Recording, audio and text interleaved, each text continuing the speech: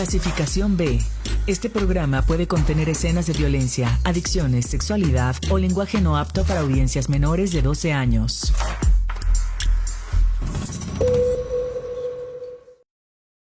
En México, la salud se transforma para que todas las personas tengan la garantía de recibir un servicio de salud digno.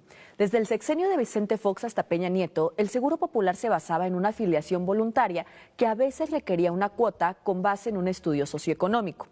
Por otra parte, desde el sexenio de Claudia Sheinbaum, la realidad de los mexicanos cambió por completo y se vio beneficiada con el Servicio Universal de Salud, siendo este 100% gratuito para todas las personas mexicanas y los mexicanos, eliminando las cuotas de recuperación y el estudio socioeconómico para el acceso. ¿Qué otra cosa tenemos que hacer? Fortalecer los sistemas de salud. Para eso, desde que estaba el presidente López Obrador y ahora estamos contratando médicos especialistas, muchos médicos especialistas para que no haya falta de personal de salud. Tenemos que tener garantizado que haya medicamentos en todos los hospitales y centros de salud, pues en ese proceso llevamos muy avanzados.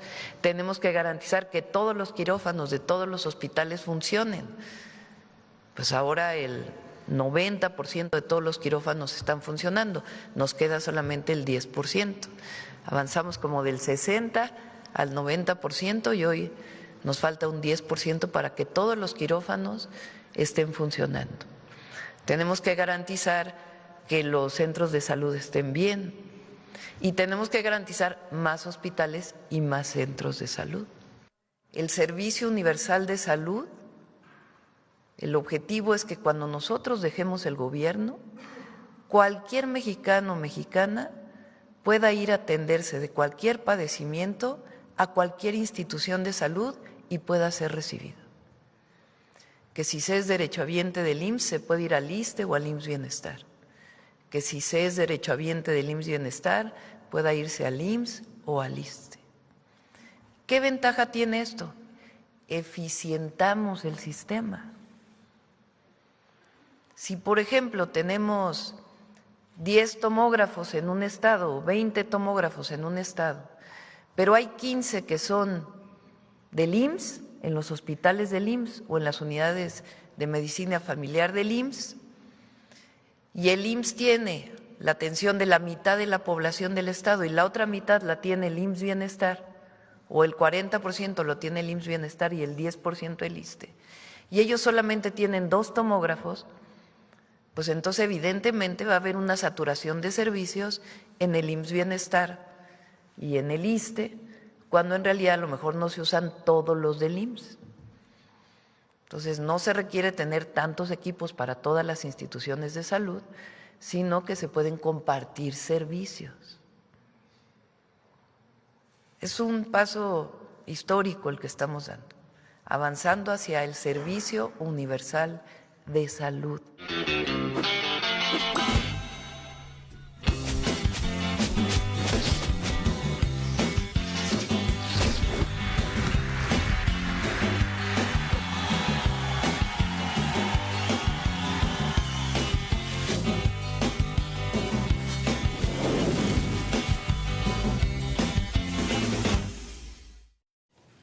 Hoy tenemos de invitado para el primer bloque de Nuevo Régimen a Jason Torres, médico general y activista social, gran conocedor de los temas de la salud en México.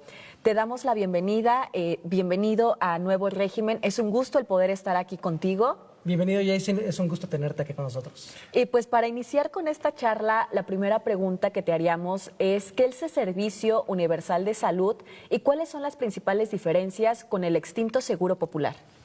Nazaret, Javier, les agradezco esta invitación y poder estar conversando con ustedes el día de hoy. Nuestro sistema de salud, más o menos allá en los 70, empezó un periodo de descentralización. La idea era que las responsabilidades en la salud pública se repartieran hacia los estados y más o menos en el sexenio de Vicente Fox se instauró el Seguro Popular, que fue el brazo operativo y financiero de este nuevo sistema de salud. En ese gran periodo neoliberal teníamos la dificultad o más bien el talón de Aquiles de nuestro sistema siempre fue que fue un sistema muy fragmentado. Entonces, así como había estados que tenían un gasto eficiente en salud y que podían invertir de manera eficiente sus recursos, había otros en los que pues no se orientaba de forma eficiente el dinero y terminaba debilitando el acceso a la salud. Entonces, tenemos ese primer problema. Nuestro sistema divide, segmenta a su población en aquellos que tienen seguridad social, es decir, tienen un trabajo estable, se atienden en el IMSS, que tienen un sistema mucho más consolidado, es una institución mucho más vieja, y siempre habíamos dejado fuera de este acceso a la salud como derecho a aquellos que no tienen seguridad social. Entonces, gran parte de ese problema y esa gran diferencia de hacia dónde estamos transitando es la oportunidad de universalizar el sistema de salud.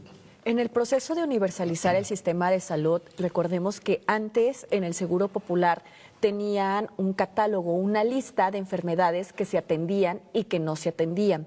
¿Eso va a pasar ahorita con el Sistema Universal de Salud o cuál es la diferencia central?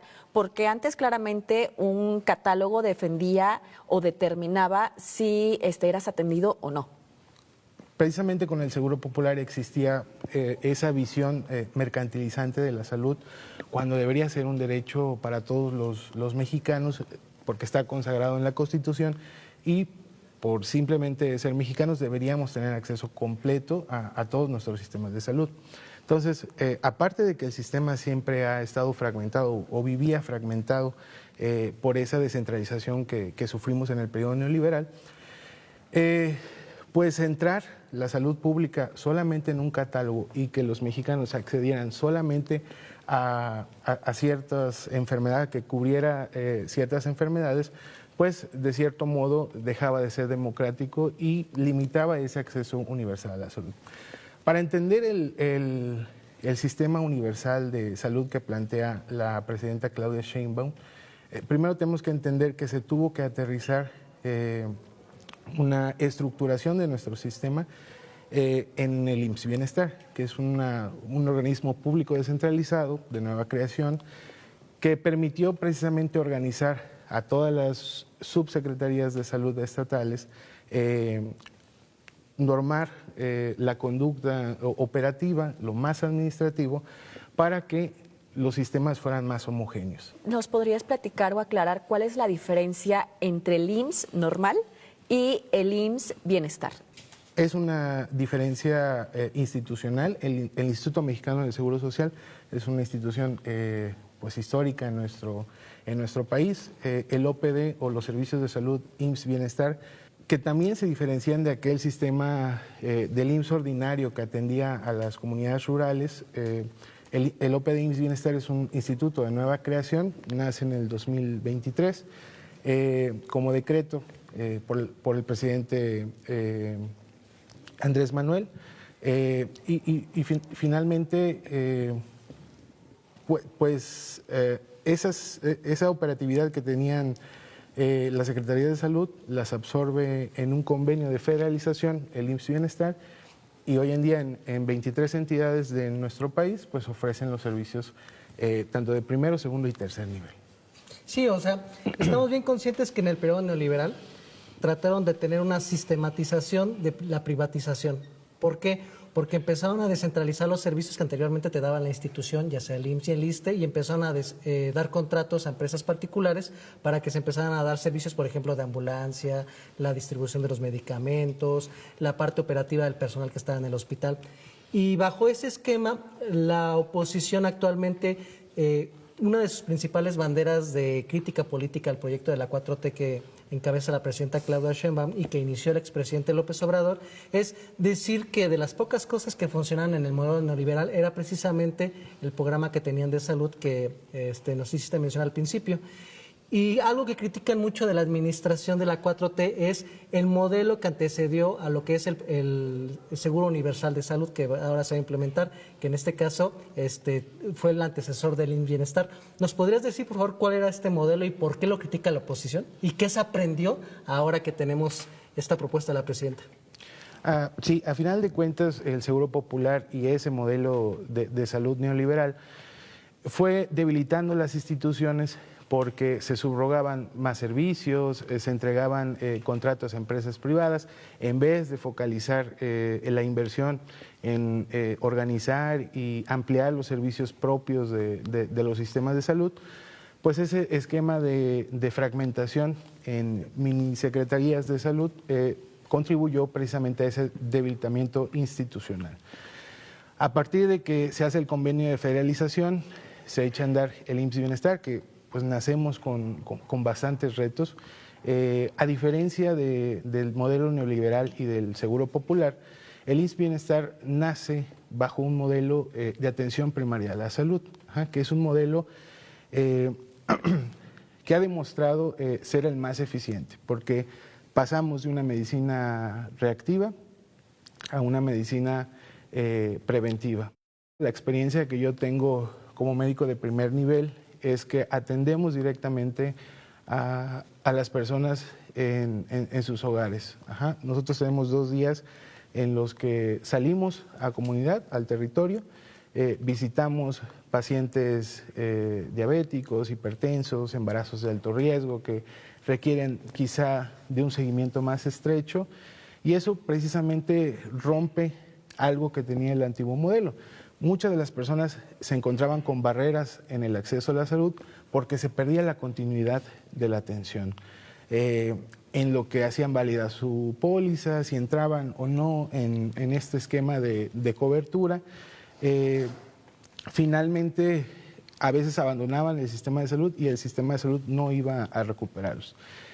Sabemos que invertir mucho dinero en medicina especializada, en atender los problemas más graves, es menos eficiente que precisamente utilizar una medicina preventiva que ataque las causas antes de que se vuelvan una enfermedad catastrófica. Y Jason, la oposición dice, este proyecto no tiene futuro porque el antecesor, en el caso del IMSS Bienestar, es el INSABI.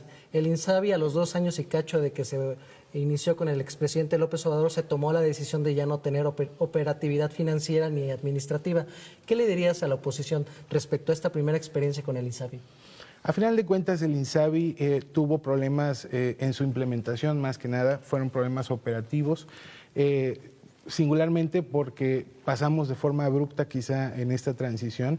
A final de cuentas, el gobierno del presidente Andrés Manuel era un gobierno humanista, buscaba que realmente fuera efectivo el acceso a la salud por el simple hecho de ser mexicanos. Entonces, fundamentalmente ese fue el problema, que fue un tema más administrativo, rápido, no se podían hacer adquisiciones muy rápido, no se podían consolidar compras como se está haciendo ahorita con este nuevo sistema que se está organizando hacia el futuro.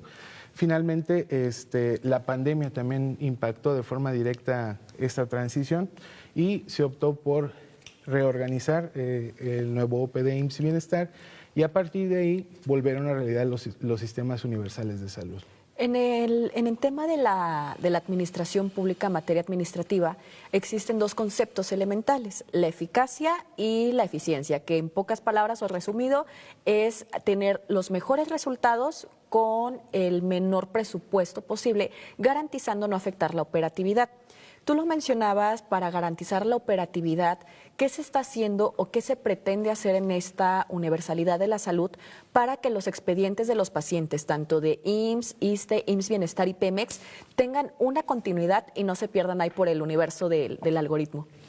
Se están haciendo muchas inversiones en ese sentido. Por ejemplo, el programa La Clínica es Nuestra, que es un programa que lleva directamente los recursos y son gestionados de forma equitativa por la propia comunidad.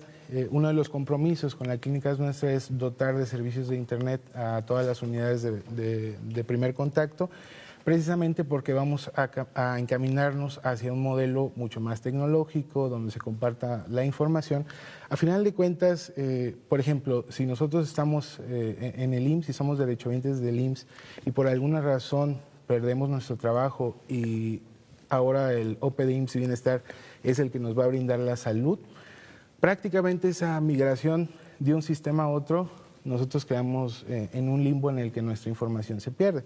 Si queremos recobrar nuestro control de diabetes, hipertensión o cualquier enfermedad que requiera un abordaje largo, pues tendremos que someternos nuevamente a pruebas, contarle al nuevo doctor qué es lo que sucede con nosotros para que él tenga conocimiento de nuestro padecimiento.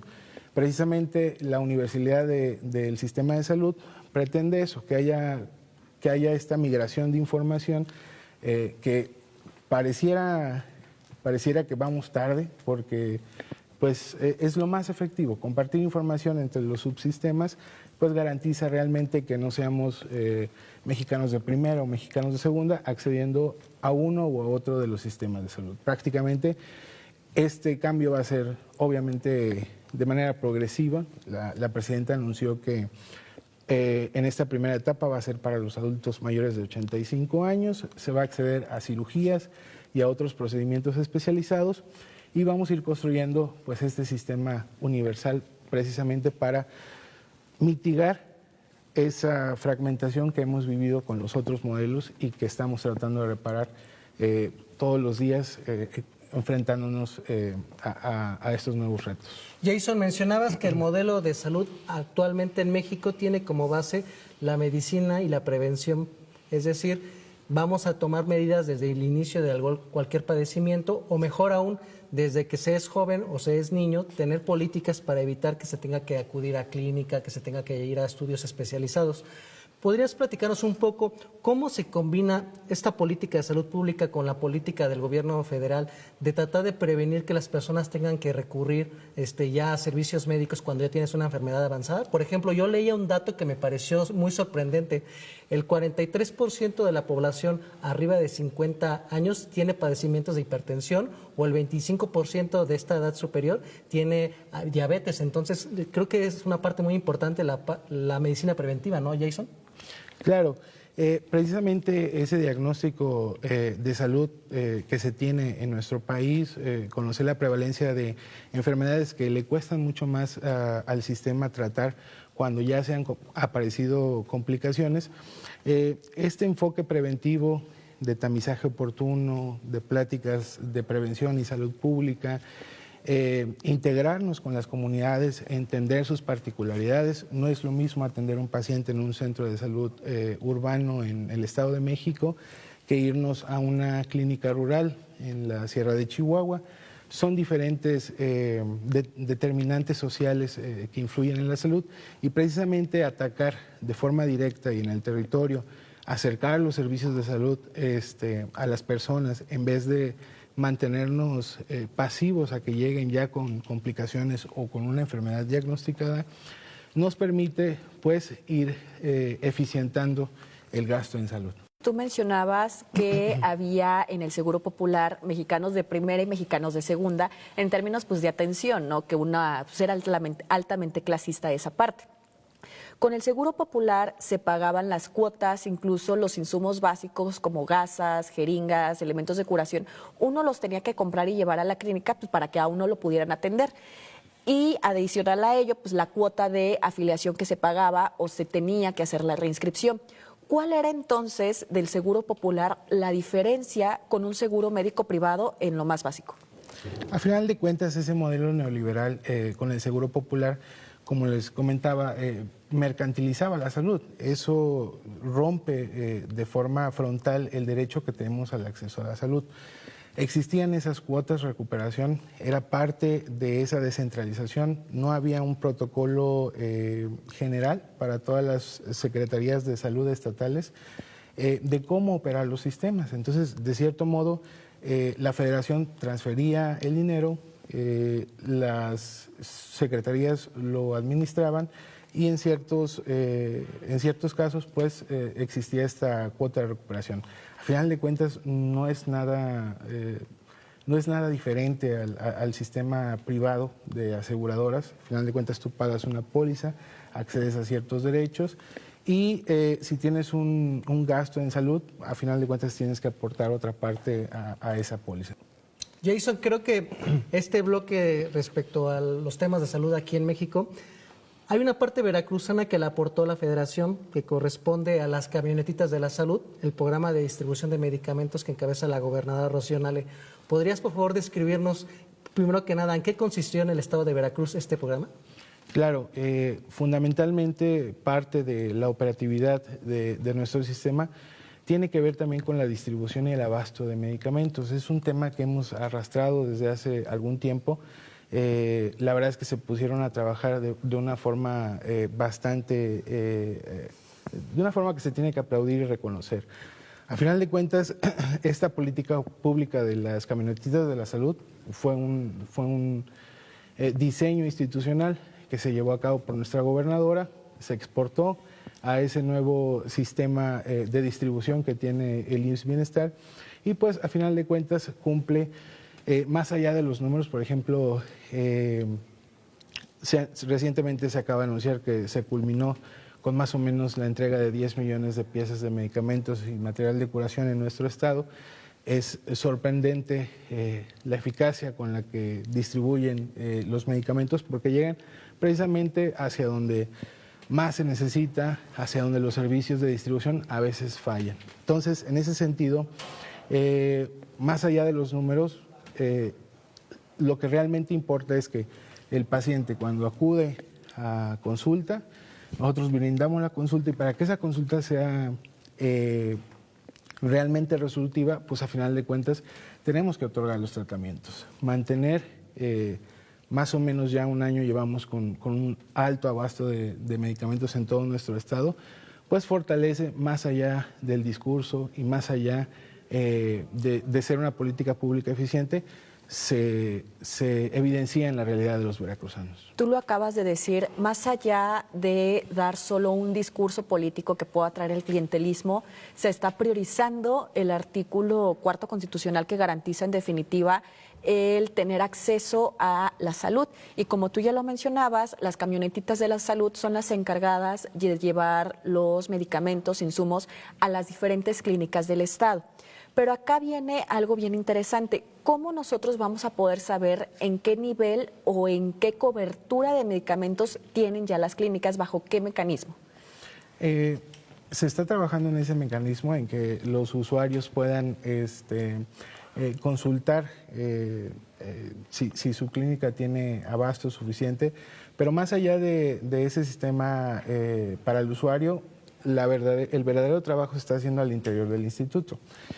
Nosotros prácticamente de forma diaria actualizamos una base de datos en donde ponemos la disponibilidad de medicamentos que tenemos, estos datos se suben a una plataforma institucional y pues esto genera trazabilidad de la disposición de medicamentos. Entonces va a ayudar en un futuro precisamente a generar compras consolidadas, a predecir cuáles van a ser las necesidades específicas de un centro de salud para que esta continuidad en el abasto sea realmente una realidad. Muchísimas gracias por acompañarnos el día de hoy a Nuevo Régimen. Javier, siempre es un gusto estar aquí contigo conversando, platicando y aprovechamos este espacio para mandar una felicitación a la gobernadora Rocío Nale, que el día de ayer fue su cumpleaños. Muchas felicidades, un corazón a la distancia. Y ahora vamos a un corte y regresamos con más información de importancia aquí en Nuevo Régimen.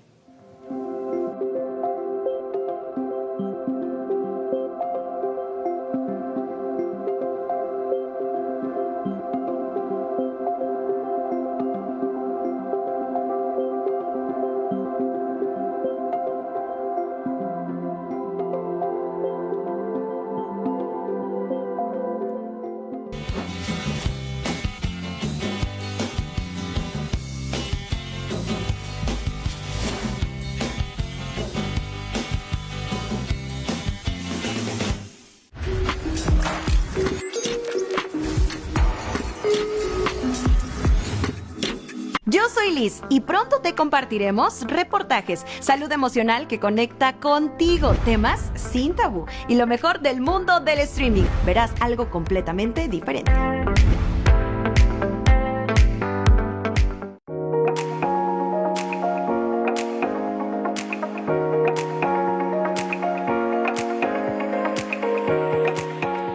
A dar testimonio de que la apuesta de vida de José Martí es la misma que por el bien de todos hacen el pueblo y el gobierno de México, ella misma y el movimiento de la Cuarta Transformación, es que me parece va Claudia Sheinbaum Pardo a Barcelona, a nuestra cultura de paz, al respeto irrestricto a la autodeterminación de los pueblos, consignado en la Constitución. Hoy el humanismo mexicano añade un principio que puede iluminar la acción de gobiernos y movimientos progresistas que se oponen a la guerra. La paz es fruto de la justicia. La nada tiene prisa, como decía Pedro Salinas, y la disyuntiva es clara. O echamos nuestra suerte con los pobres de la tierra, o permitimos que la plutocracia la haga estallar con sus misiles. En esta caracterización del conflicto, en la urgencia de una acción de justicia profunda y radical, la de poner primero a los pobres y marginar a esos ricos y poderosos a los que solo mueve la avaricia, coinciden la primera presidenta de la historia de México y León XIV, el primer papa estadounidense de la historia. Las amenazas existenciales contra los pueblos de Israel o de los Estados Unidos, el armamento nuclear de Irán, como antes fueron las armas de destrucción masiva en el caso de Irak, el cártel de los sapos en Venezuela o la imposición de la democracia en Cuba, el narcoterrorismo en Colombia y México o el terrorismo a secas en Afganistán, sustitutos a la mano del comunismo en el mundo, son viles patrañas, la coartada reciclable que el imperio usa para justificar sus crímenes.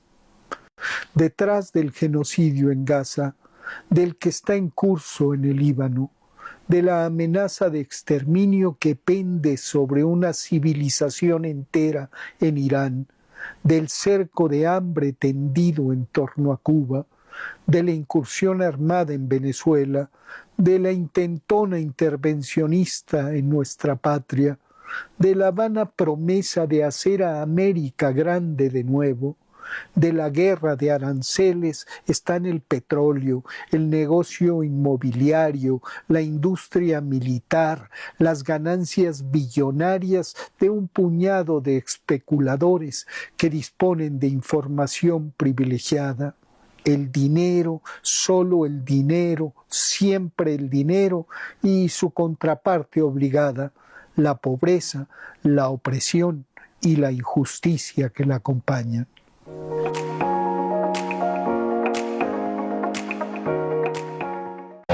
La Secretaría de Cultura del Gobierno de México te invita al concierto del DJ Martin Garrix el próximo sábado 18 de abril como parte del Circuito Nacional de Festivales por la Paz. La cita, la Macroplaza del Malecón del Puerto de Veracruz. Hora, 10 de la noche, entrada libre. Asiste, disfruta de este encuentro musical que fortalece la convivencia y la cultura por la paz.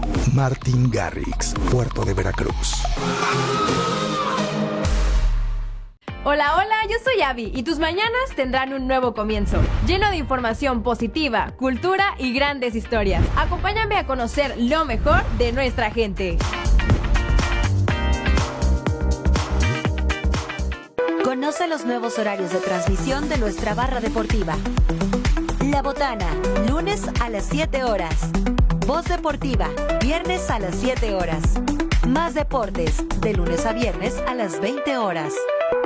TV Más, conectando contigo.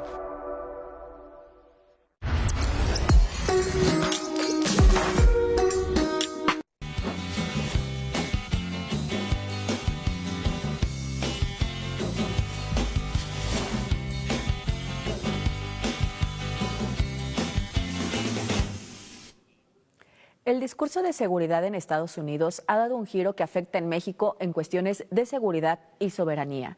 Donald Trump ha oficializado la designación de los principales cárteles mexicanos como organizaciones terroristas extranjeras, una movida que muchos ven como un distractor político frente a las tensiones en Medio Oriente. Pero ¿qué hay de los narcos gringos? Mientras la presión cae, la frontera sur, en las calles de Chicago, Nueva York y Los Ángeles, hay pandillas locales y redes de distribución domésticas que son las que mueven el fentanilo y otras drogas. We're also restoring American security and dominance in the Western Hemisphere, acting to secure our national interests and defend our country from violence, drugs, terrorism, and foreign interference. For years, large swaths of territory in our region, including large parts of Mexico, really large parts of Mexico, have been controlled by murderous drug cartels. That's why I designated these cartels as foreign terrorist organizations, and I declared illicit fentanyl as a weapon of mass destruction. Sin duda alguna, Donald Trump siempre nos da un tema de qué hablar en cada episodio y en la pregunta inicial sería cómo el narco ha pasado de ser un problema de salud a una herramienta para limitar que sirve a intereses económicos transnacionales. Precisamente el tema del narcotráfico aquí en México es de suma importancia tenerlo en el radar de análisis por parte de la clase política. ¿Por qué? Porque estamos conscientes de que la ley estadounidense te marca que cuando un grupo terrorista es catalogado por parte de la ley estadounidense, puede ser perseguido fuera de las fronteras de Estados Unidos. Entonces, al momento que el crimen organizado se convierte en terrorista, en este caso el narcotráfico en específico, le da la facultad al poder político estadounidense para que pueda intervenir en otras naciones y en específico, aquí tenemos 3 organizaciones del crimen organizado que han sido catalogadas como terroristas, que es el Cártel de Sinaloa, el Cártel de Nueva Jalisco, Nueva Generación y el Cártel de la familia michoacana. ¿Qué peligro representa eso? Que más adelante va a generar las condiciones para que la élite estadounidense que tiene el control político pueda intervenir en asuntos de seguridad, asuntos gubernamentales o de la estructura operativa de México. Y creo yo que esto nos pone una perspectiva, es decir, bueno, si para Estados Unidos tenemos aquí grupos terroristas que se dedican a la distribución de drogas, que le llevan esa sustancia peligrosa como el fentanilo o la cocaína al ciudadano estadounidense, de verdad, toda esa red que distribuye en las ciudades que tú mencionabas o en todo el país, netamente son mexicanos, son sudamericanos, que no hay ciudadanos estadounidenses que sean cómplices para entregar mercancía, para hacerse de la vista gorda en las fronteras, tanto en los aeropuertos como en los buques, no hay distribuidores en las calles, no hay personas que están haciendo el servicio de vigilancia para evitar que venga una autoridad cuando se hacen la distribución de los cargamentos. Eso nos pone a pensar de que Estados Unidos territorialmente es un país muy grande, podríamos decir que es una masa subcontinental. De verdad, los mexicanos tienen toda la operatividad para tener ese control territorial equivalente a 2.5 veces el tamaño de México. Creo que eso nos pone a pensar de que en Estados Unidos evidentemente existe una red de complicidades que tienen lo que es la distribución, porque lo que se sabe por parte de estudios de análisis, tanto económicos y políticos, es de que el gran negocio del narcotráfico es la venta de la misma. Es decir, por ejemplo, en el caso de la marihuana, la producción de cada dólar te genera una ganancia de 5.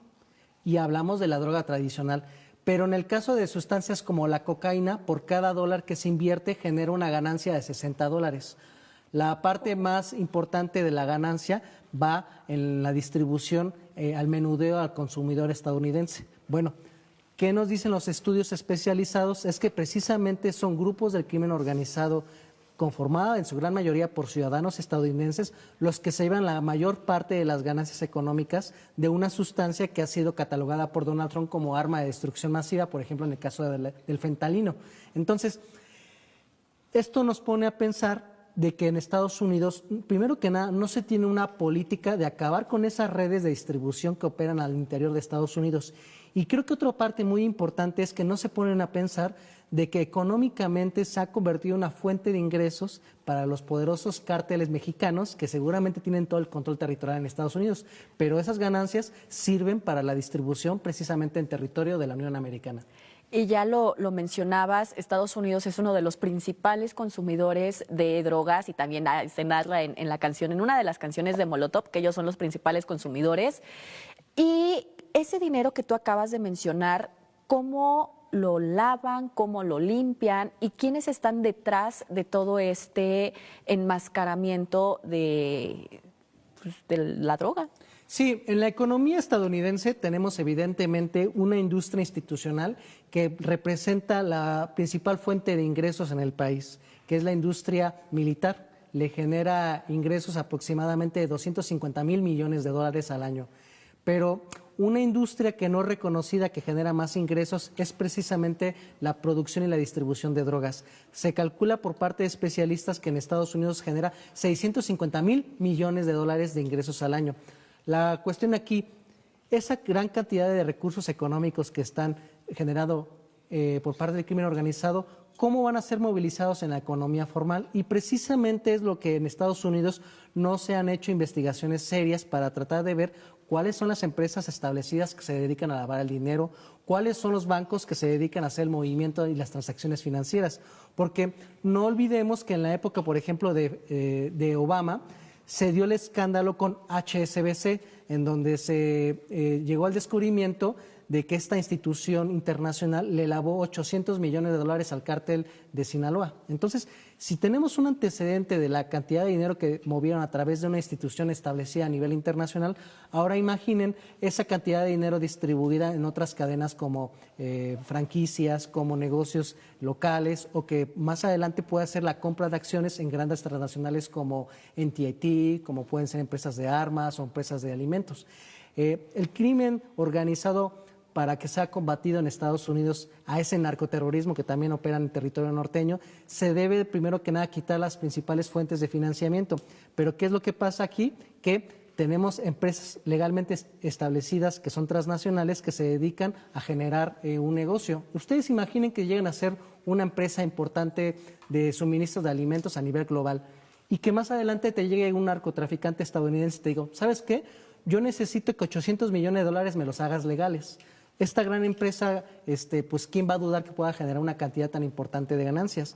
Y la ganancia consiste en que se puedan quedar con un porcentaje. Entonces, creo que eso es algo que en Estados Unidos no se animan a decir, que tenemos un sistema financiero protegido por la clase política que se dedica al lavado de esas grandes cantidades de ganancias. ¿Por qué? Porque como mencionaba, por ejemplo, en el caso de la cocaína, si nos cuesta $1 producir un kilo y se tiene una ganancia de $60, pues evidentemente la parte más importante de esos dólares que genera se va en la parte de la distribución al menudeo ante el consumidor estadounidense. Lo acabas de mencionar y también para poner como un referente, por $1, al menos acá en México, de la gasolina se le gana $2 al momento de su venta. Entonces la diferencia es abismal. Y tú lo acabas de mencionar, la relación con los banqueros. Históricamente ya hemos tenido pruebas, lo platicábamos la vez pasada con Epstein, de que la élite banquera ha tapado grandes crímenes que se han organizado y en este caso de narcoterrorismo. ¿Cuáles son las instituciones transnacionales? Y ahorita nos adelantaste 2, 3 instituciones que están dentro de esta red de operación. Lamentablemente, dentro del esquema de lavado de dinero, evidentemente estamos conscientes que entran empresas que tienen formalidad tanto en Estados Unidos o en América Latina. Y en la parte de la distribución de droga por todo el mundo, pues también entran empresas de distribución. Y creo que una parte importante que deberíamos de rescatar es que a veces los grupos del crimen organizado también operan como brazo armado de parte de los intereses de estas grandes transnacionales. Y quiero ejemplificarlo con el caso de México. Durante lo que fue la reforma energética de Enrique Peña Nieto, diversos investigadores en México han señalado que el crecimiento de grupos del crimen organizado que tenían control de algunas zonas territoriales operaban precisamente en donde las empresas transnacionales tenían la intención de generar grandes inversiones mineras, por ejemplo. Tuvimos el escándalo de la minera Camino Rojo, que ha sido señalada por estar vinculado al cártel Jalisco Nueva Generación para presionar a los trabajadores a que no se organizaran en sindicatos que puedan ir en contra de los intereses patronales. En ese esquema, creo que para poder nosotros hablar de que en verdad se quiera acabar una estructura criminal, tenemos que detener el flujo de dinero que llega por parte de empresas mineras, empresas petroleras, empresas de la distribución y sobre todo se quejan de que México es el principal distribuidor de drogas que entra a territorio estadounidense, el 65%, pero algo de lo que no se preocupa la élite estadounidense es entender que precisamente su principal fuente de ingresos industriales, que es la producción de armas, es lo que le está dando las facilidades a que puedan ser introducidos por territorio mexicano drogas. El 75% de las armas ilegales que circulan en México provienen del mercado de Estados Unidos y no es una cifra menor.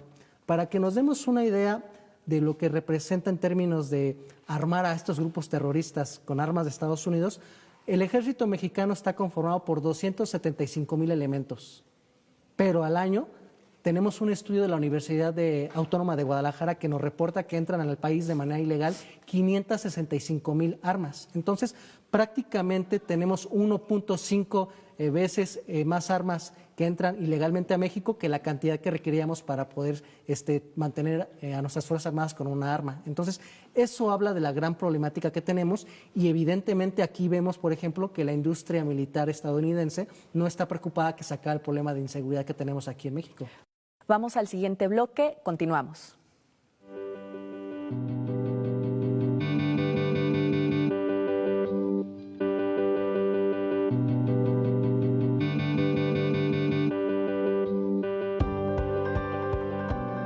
El presidente de Estados Unidos, Donald Trump, afirmó que, de nuevo, Cuba podría ser el siguiente objetivo de Washington después de los ataques a Venezuela e Irán.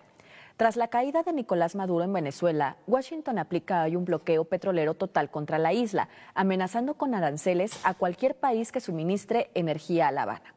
Mientras Trump califica a Cuba de ser una nación fallida, México manda un último envío de más de 3,000 toneladas de ayuda humanitaria, es decir, víveres, medicamentos y productos de higiene, para así poder mitigar la crisis económica, producto del bloqueo energético de la isla. Pero con Cuba es otra historia. Cuba ha sido un país terriblemente mal administrado durante mucho tiempo. Tiene un sistema malo, ha sido muy opresivo, como sabes, y tenemos muchos grandes cubanoamericanos, todos los cuales casi votaron por mí y los trataron muy mal. En muchos casos, miembros de la familia han sido asesinados, los han golpeado y asaltado, como si sucedieran cosas terribles en Cuba. Y Cuba es una nación en decadencia. Vamos a hacer esto y podemos detenernos en Cuba después de que terminemos con esto. Pero Cuba es una nación que ha sido horriblemente administrada durante muchos años por Castro. Donald Trump no sale de una cuando entra a otra. Ahora estamos viendo una presión real para Cuba como continuidad del bloqueo de décadas que ha tenido la isla.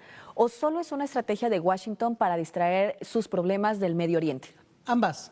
Creo que en el caso de la situación que hay en Medio Oriente, donde Donald Trump, a pesar de ser el máximo comandante de la Fuerza Armada más poderosa del mundo, al ser una nación que tiene arsenales nucleares, que lo que marca de diferencia respecto a los ejércitos de otras partes del mundo, creo que Donald Trump tiene la peligrosa tendencia de tratar de crear otra cortina informativa y mediática respecto a qué es lo que debe ser el centro de atención por parte del electorado gringo que va a votar en las siguientes elecciones del noviembre. Y lo hablamos en el bloque pasado, de que vuelve a agarrar el tema del narcotráfico, en específico los cárteles mexicanos, y la otra situación, tratar de retomar una bandera de lucha que ha tenido la nación estadounidense a lo largo de los últimos 70 años, que es la parte de la presión política y económica contra Cuba. Cuba representa para los intereses económicos de Estados Unidos una mancha en la historia, porque estamos hablando que a 70 millas de territorio estadounidense se pudo implementar un modelo político que no respondía o responde a los intereses de la nación imperialista, que en este caso Estados Unidos tiene el control sobre el continente americano con la doctrina Monroe. Creo que la situación de que Donald Trump desesperadamente quiere salir de Irán por la parte de las afectaciones económicas que le está generando en el electorado estadounidense con el costo de los productos de la canasta básica, de los combustibles, va a generar las condiciones para que se aprieten las tuercas en términos económicos a la isla y evidentemente esto pueda generar las condiciones sociales para que la población ya no pueda poder sostener un régimen político que desde el punto de vista de Estados Unidos no se alinea a los intereses. Generalmente Estados Unidos tiene el discurso político de que se opone a un modelo dictatorial en Cuba, que está en contra de un régimen autoritario que nada más ha sido gobernado por 3 personas, 2 de los cuales son Castro. Pero evidentemente esto es una parte de un discurso ideológico. Cuando estamos conscientes de que Estados Unidos en otras partes de la historia a nivel global ha tenido aliados que son dictadores, abiertamente monarquías absolutistas que violan derechos humanos. Por ejemplo, vamos a hablar de las petromonarquías árabes, en donde no existe un sistema de representación, no hay rotación de la élite política y no hay derecho, por ejemplo, hacia las mujeres. ¿Por qué Estados Unidos no hace invasiones a esos territorios? Porque representan países aliados que les suministran recursos naturales, les compran armas, les compran bienes de consumo. Entonces, bajo este esquema distractivo que va a tener Donald Trump, estamos conscientes de que en América Latina tenemos una debilidad institucional frente a Estados Unidos. Uno, porque en términos económicos los aparatos productivos no le pueden competir a las grandes industrias que hay en la parte estadounidense. Número dos, la y más evidente, la militar.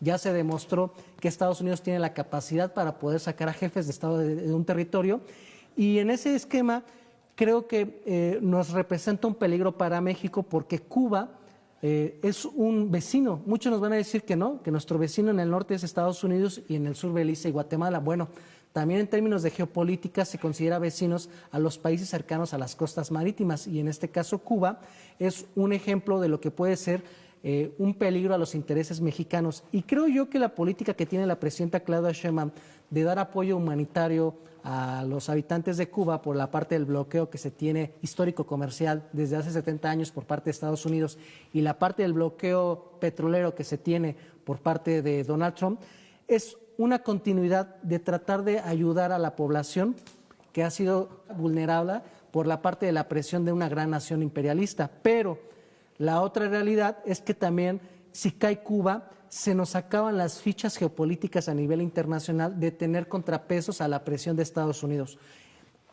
Es desigual el nivel de relaciones que tenemos México y Estados Unidos, pero la doctrina política en el siglo XX que tenían los gobiernos priistas era: voy a hacer políticas a nivel América Latina que me ayuden a evitar la máxima presión económica y política de parte de mi vecino estadounidense. ¿Y cómo lo hacían?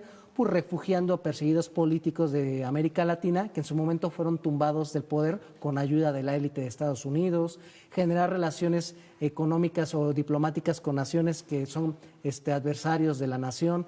Creo yo que en esta parte tenemos una situación compleja, porque para que Donald Trump trate de recuperar el apoyo político por parte de la población y no le castiguen en las urnas en próximo noviembre, va a tratar de recurrir a las banderas que unifican al electorado del MAGA, que en este caso son las políticas antimigratorias y la política en contra de países que desde su punto de vista han afectado los intereses de Estados Unidos. Donald Trump lo dijo ahorita en el bloque inicial de su intervención.